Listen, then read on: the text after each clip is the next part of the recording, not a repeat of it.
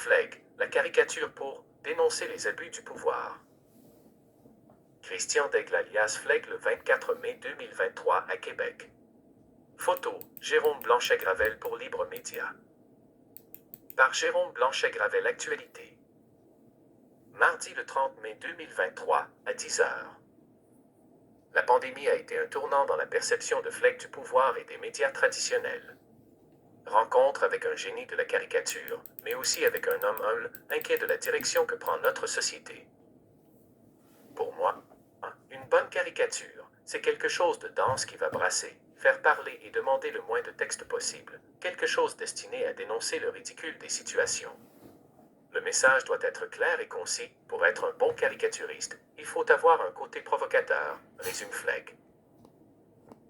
De retour récemment au Québec, je rencontre Christian Daigle alias Flegg dans une microbrasserie du quartier Saint-Sauveur, à Québec, où il m'attend à une table de choix au bord de la fenêtre. Je ne me voyais plus retourner dans un média traditionnel. Il y a quelques semaines, il a entamé une collaboration avec Libre Média. Ses œuvres sont déjà très appréciées de nos lecteurs, qui les repartagent souvent massivement sur les réseaux sociaux. Match parfait. La caricature doit servir à dénoncer les abus du pouvoir.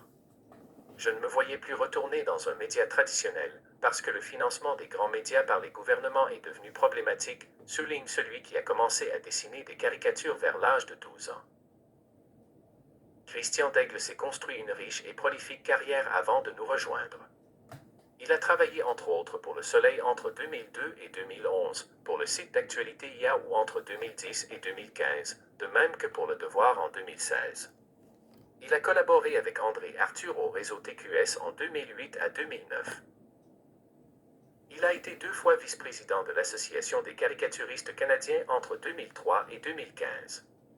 On peut consulter certaines de ses œuvres au musée McCall Stewart, à Montréal, malgré le politiquement correct qui semble présider à des expositions plus récentes. Le 7 janvier 2015, les attentats de Charlie Hebdo, dans les bureaux du magazine, à Paris, l'avaient déjà averti des risques que faisait planer la censure cette fois islamiste sur la liberté d'expression et la pensée en général. Lecteur et adepte de Charlie depuis de nombreuses années, ce soir-là, il est bouleversé. C'est un choc, se souvient-il. Le tournant de la COVID.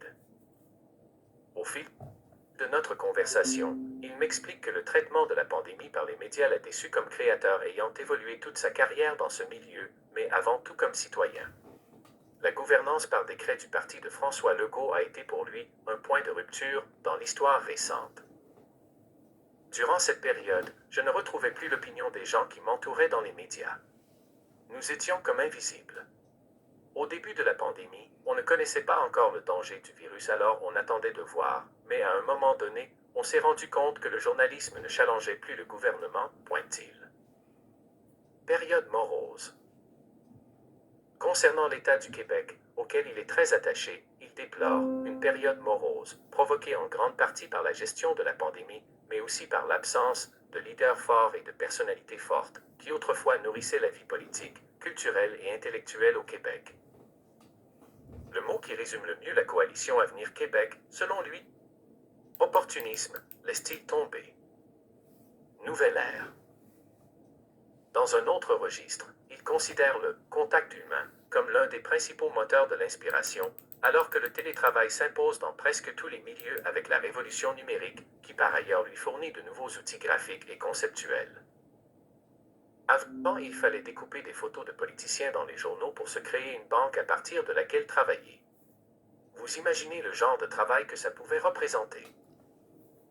Avec Libre Média, notre ami et collaborateur Flegg veut contribuer par son travail à la revitalisation du milieu journalistique et médiatique au Québec. Il est bien parti pour ça.